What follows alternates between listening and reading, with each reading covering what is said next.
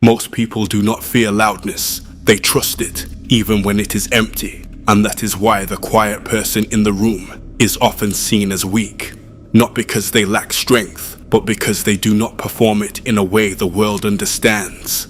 What you are about to see is not just about personality, it is about perception, about how silence changes the way people judge you, and why calm behavior can quietly place you at a disadvantage in a world that rewards noise. And once you see it, you will start noticing it everywhere, in conversations, in work, in relationships, even in the way people choose who to respect. You have probably felt it before. You are in a group, and you are listening, observing, thinking before you speak, while someone else is talking constantly, jumping in, filling every gap, and somehow they are seen as confident, even when what they are saying is average at best. And then, when you finally speak, calm and measured, it either gets overlooked or lands with less impact than it deserves, and you walk away wondering how being thoughtful somehow made you invisible. Or maybe it happens at work, where you know what you are doing, you understand the situation, but you do not feel the need to announce it every 5 minutes. And then someone louder, more expressive, gets credit, gets attention, gets labeled as proactive, while you are labeled as quiet, maybe even passive. And over time, that label starts shaping how people treat you, not based on your ability, but based on your volume. The problem is not that quiet people are weak. The problem is that quiet behavior is easy to misinterpret. Silence creates a gap, and the human brain does not like gaps, so it fills them with assumptions. And most of those assumptions are wrong. People assume hesitation, they assume insecurity, they assume lack of confidence because they are used to confidence being loud, visible, and constant. Psychologically, this comes down to something simple. Visibility equals perceived value. The more someone is seen and heard, the more the brain registers them as important, even if what they are saying has little substance. And on the other side, when someone is quiet, their value is not immediately visible, so it is underestimated, not because it is not there, but because it is not being signaled in a way the brain recognizes quickly.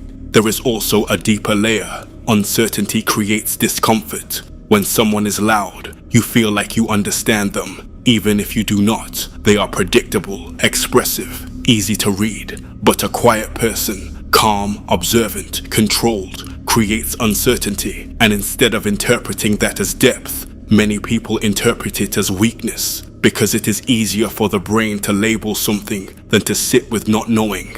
If you look back historically, societies have often rewarded dominance displays, not necessarily intelligence or depth, but presence, the ability to command attention, whether in politics, leadership, or social hierarchies. The loud voice often led, not always because it was right, but because it was heard, and that pattern has carried into modern life, just in more subtle ways. Meetings, social media, conversations, where attention has become currency.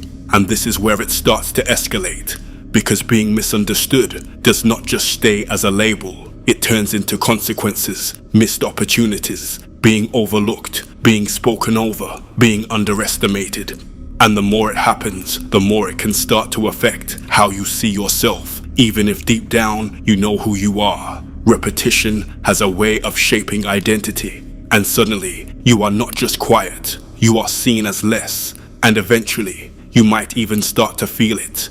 Here is the truth most people do not expect. Loudness is not confidence, it is just expression. And quietness is not weakness, it is often control. But the world confuses the two, because expression is easier to measure than restraint. It is easier to notice someone who is always speaking than someone who is choosing carefully when to speak. There is also something else happening beneath the surface, and once you see it, it changes everything. Quiet people often process more, they observe more, they pick up on subtle cues. They think before reacting, which means their responses are usually more accurate, more considered. But because they do not constantly broadcast that process, it goes unseen. And in a world that rewards output over depth, unseen often means undervalued.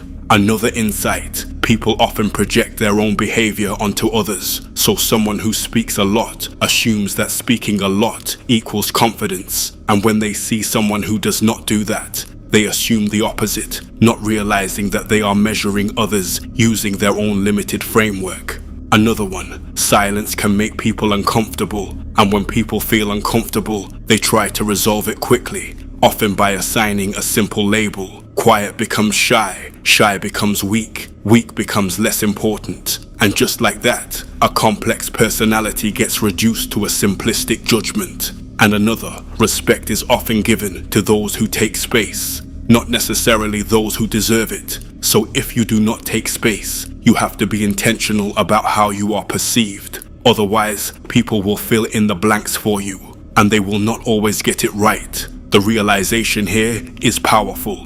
The issue is not your nature, it is the translation of your nature. Being quiet is not the problem. Being misread is the problem. And if you do not manage how you are perceived, people will create a version of you that fits their expectations, not your reality. So the shift is not about becoming loud.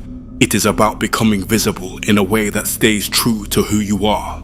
It is about understanding that perception is part of communication, and silence alone is not enough to communicate strength in a world that relies on signals. This means small changes that create big differences. Speaking earlier in conversations instead of waiting too long, not to dominate, but to establish presence.